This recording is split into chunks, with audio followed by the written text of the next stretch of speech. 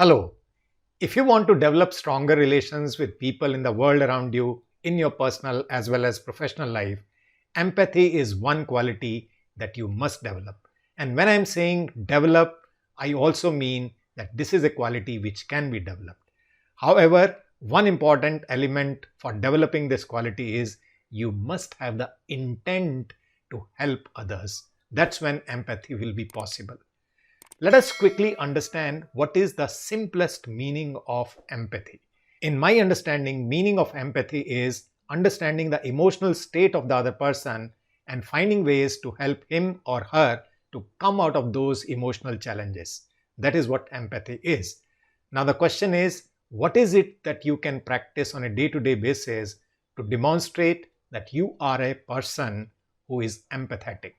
Let us discuss that.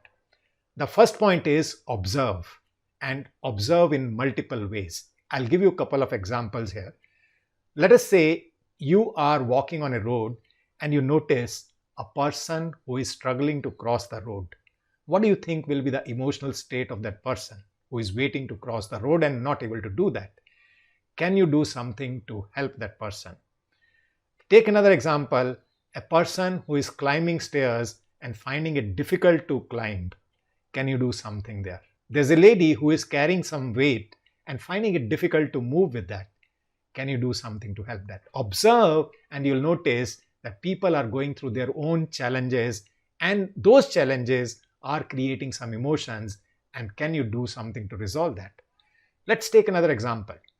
A person is sitting or standing. Observe that person's body language. Does that tell you about the emotional state of that person? Why is it that body language becomes very important part of communication? Because body language communicates a lot. It is said that 55% is non-verbal communication and body language is an integral part of that. So that is why if you start observing people, you'll understand what is their emotional state, and then you have to inquire from yourself, can you do something about it? Observe people. Next important point is communicate with people. You'll not be able to understand people, their emotional state, unless you communicate with them. So start communicating with people. At times, you may have to ask people specifically what are they going through. And the reason for that is, have you noticed that people wear lots of masks? Have you noticed yourself wearing mask at times? What you are showing to the external world is not matching with your internal world. That is why you may have to ask, and you may have to ask more than once. That is when you will understand what the other person is going through. Another part of that is you must also express. And the reason for that is when you express your emotional state, when you share your vulnerabilities with others, that is when an element of trust is built and people find it comfortable to share their internal world with you. And when you know that, only then can you think of empathizing with them. So communicate. Third important element is listening. Listening is a dying art, and listening is a gift that you can give so easily to others. Yes, people are hearing others for sure, but whether they are listening or not is not known. So start listening to others, and that will be possible when you take interest in others, when you pay full attention to others. And when you listen to others, what will you come to know? What is the choice of words they are making? And words have meaning. That will help you to understand what is the internal world of the other person. When you listen to others, you'll be able to pay attention to the tone of voice, and tone of voice is nothing else but a reflection of emotional state of the person. What is the energy that is flowing inside comes through the tone of voice. So that is why you must start listening. And what is one thing that you can start practicing to listen to others is have patience inside you. That's when it will become easier for you to start listening to others. The next and perhaps the most important step is action. I personally think that without action, empathy is meaningless. It is not complete. So take action. It is said that empathy is stepping into the shoes of other person. Then came another idea that empathy is not only stepping into the shoes of other person, but walking in them. Only then you will understand where it pains, where it pinches. Then another element got added to this. It's not only stepping into the shoes, it's not only walking in those shoes, but also finding ways to fix that. Where it pinches, where it pains, finding ways to fix that. That is what empathy is. So think of what is the action that can be taken by you, by the other person. The other person may need your support to take that action, which will help him or her to pull out of the emotional challenge he or she is going through. So action is a very important step of empathy. Next thing is connect with new people. And why is it important?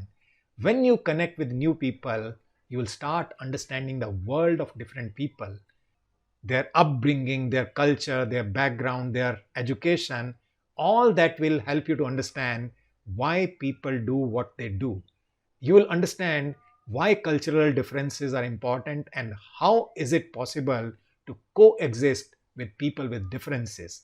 That is why it's important to meet new set of people, new type of people, and there are ample opportunities available for that.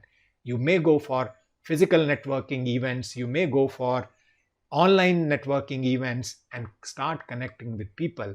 In the last 1+ year, the world has gone through a phase where physical meetings have come down substantially. But at the same time, online platforms have flourished and people have started connecting with each other either for personal or for professional reasons. So connect with new people to understand, to expand your horizon. The next important step can be live other person's life. It may not be physically possible to live other person's life, but on your mental plane, you can live another person's life. Let me just give you an example here. Let's say you have a conversation with your teenager son or daughter, and there is a difference which is popping up.